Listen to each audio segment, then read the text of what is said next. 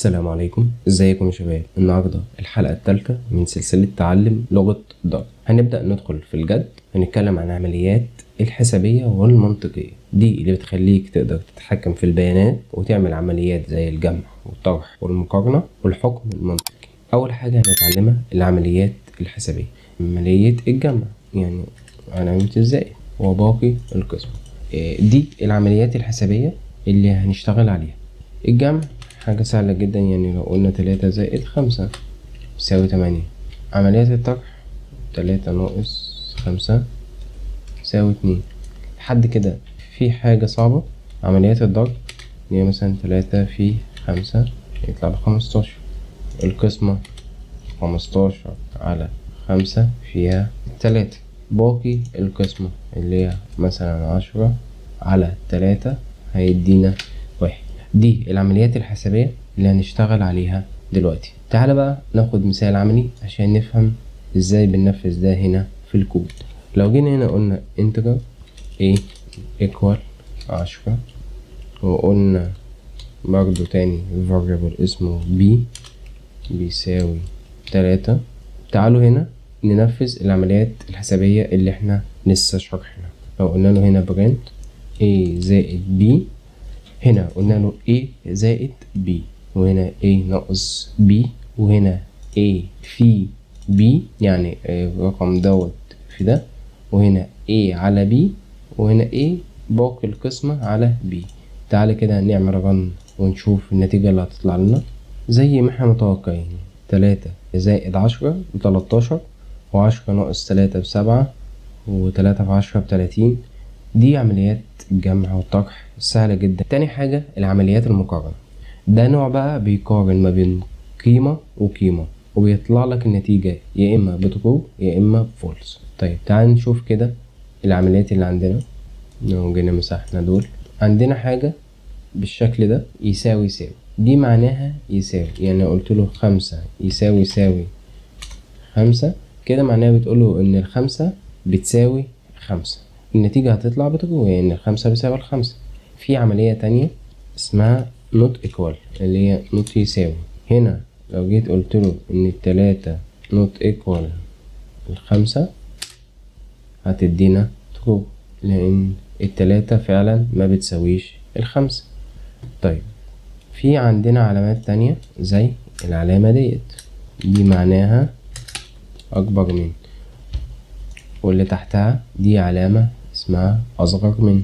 في حاجة تانية أكبر من أو يساوي، بضيف علامة يساوي جنب الأكبر من وبيبقى اسمها أكبر من أو يساوي، واللي تحتها بتكون واخدة السهم العكس وبتكون اسمها أصغر من أو يساوي. بص على ده كده كويس، وتعالى ناخد برضو مثال عملي عشان نطبق عليه اللي احنا لسه شايفينه.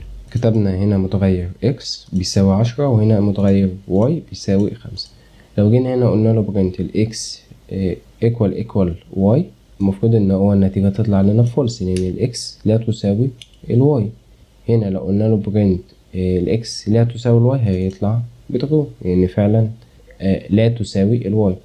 هنا ال x أكبر من ال y، فعلا ال x ب10 وال y ب5. هنا ال x أصغر من ال y، لأ. طيب هنا ال x أكبر من أو يساوي ال y، هي فعلا أكبر من، لأن نتنفذ شرط منها. هنا ال x أصغر من ال y، هنا لأ، ال x ب10 فهي بالتالي أكبر من ال y، فهي مش أصغر، فالنتيجة هتطلع لنا فولس. تعال نشوف كده اما نعمل رن النتيجة هتظهر لنا زي ما احنا كنا متوقعين. أول حاجة طلعت بفولس، بعد كده النتيجة التانية طلعت بترو، بعد كده فولس، بعد كده ترو، بعد كده فولس. دي كده العمليات المقارنة في لغة دارت. طيب ندخل على حاجة جديدة، وهي العمليات المنطقية اللي هي logical operator. دي بقى اللي بنستخدمها لما بنربط شرطين أو أكتر، زي لما بتقول لو الشرط ده اتحقق وكمان الشرط ده. زي ايه؟ تعالى ناخد مثال كده ونشوف. عندنا الشكل ده اللي هي and، دي معناها and اللي هي و. طيب تعالى ناخد كده مثال عليها. لو جينا هنا قلنا ال x أكبر من ال5 وال y أصغر من ال10، النتيجة هتطلع لنا ايه؟ احنا عندنا فعلا الاكس اكبر من الخمسة لان الاكس بكام؟ ب10. عندنا شكل تاني وهو الاند، دي معناها او، يعني بقوله الشرط ده يتحقق او الشرط ده لازم يتحقق. وفي عندنا حاجة اسمها نفي، العلامة ديت علامة التعجب، دي النفي، دي معناها او، دي معناها و. طيب تعال ناخد مثال كده. لو جينا هنا قلنا له int age تساوي 10، جينا هنا قلنا له boolean has lines بتساوي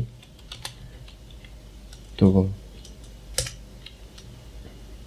تعالوا هنا نعمل تشيك بسيط جدا ونشوف النتيجة اللي هتطلع لنا. لو جينا قلنا له هنا if age أكبر من أو يساوي 18، خلي دي 20،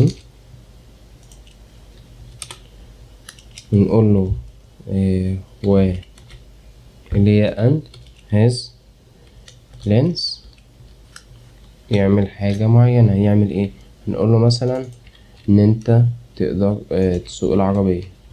طيب else هنقول له هنا ما تقدرش تسوق العربية. طيب تعالى كده نشوف ونعمل رن النتيجة اللي هتطلع لنا. قالك ايه؟ انك تقدر تسوق العربية. ليه؟ لان انت بتقول له لو انت سنك اكبر من 18 او يساوي تقدر تسوق العربية. وهنا احنا قلنا سنه بقى عنده، وهنا قلنا ان السن 20. طيب لو عملناه اقل من الرقم اللي احنا كاتبينه، يعني مثلا لو عملناه 15، جينا هنا قلنا له اعمل رن، هيقولك ان انت متقدرش تسوق العربية.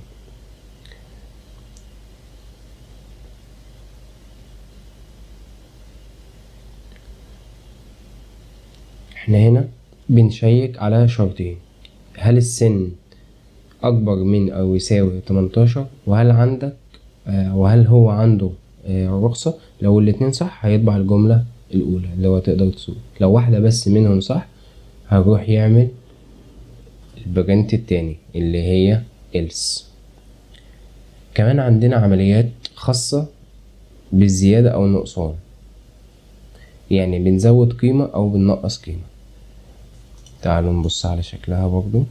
معلش يا جماعة الحلقة دي طويلة شوية بس عشان تقدر تفهم اللوجيك بتاع لغة ضغط ماشي ازاي. عندنا البلس بلس ده بنزود بيه 1، يعني ده نزود بيه 1. طيب وعندنا برضو الشكل ده ناقص ناقص، ده منعوز ننقص 1 او ننقص من القيمة 1.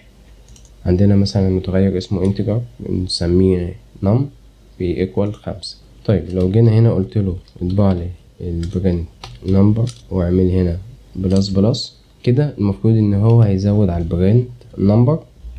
لو جينا هنا قلنا له برنت نمبر، طيب هنا اللي حصل ايه؟